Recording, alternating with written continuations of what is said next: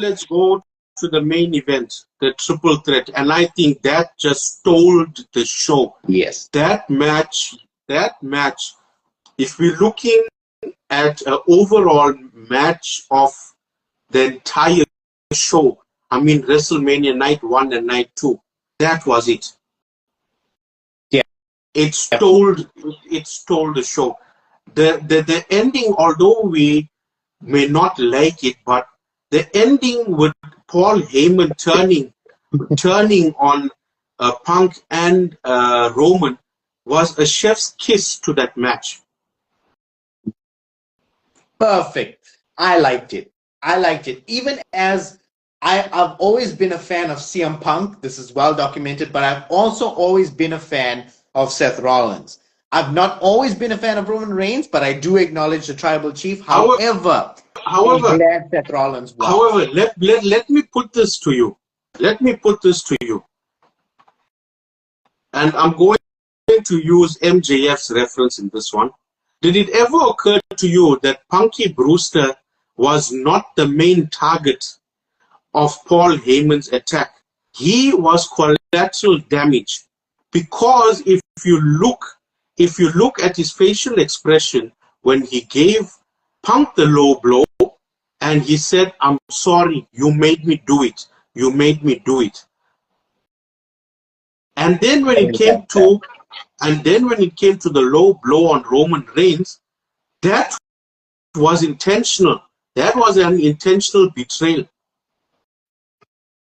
So look at it. With Paul Heyman now doing that, that means every member of the bloodline has betrayed Roman Reigns. Yes, that's true.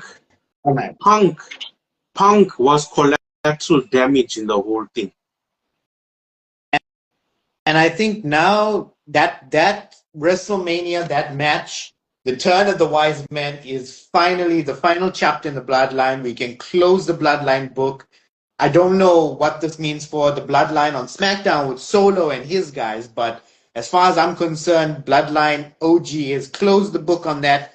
Roman Reigns is going to move on. He's going to feud with Seth Rollins. That's a given.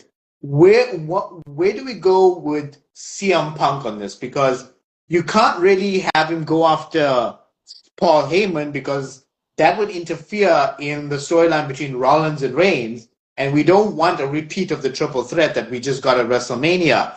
So I don't know exactly where everything goes from here, but I am looking forward to seeing where this whole thing with Seth Rollins and Paul Heyman goes forward. I don't think it's going to be as much of the Messiah storyline as you and some other fans may think it will be. I think there will be some bits and pieces of it here, but it won't be as, to put it bluntly, it won't be as Vince McMahon-ish as it was during the pandemic era. But it will be quite interesting to watch. The reason why I say that the Messiah character or version of Seth Rollins is back, because Seth Rollins wrote this entire thing when the triple threat was first announced. His whole thing was his determination in winning that match was saving WWE. He's been saying that ever since CM Punk came back, so it doesn't surprise me. To all our subscribers, please like, subscribe, or comment.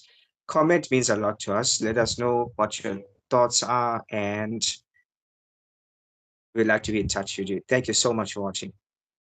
Cheers.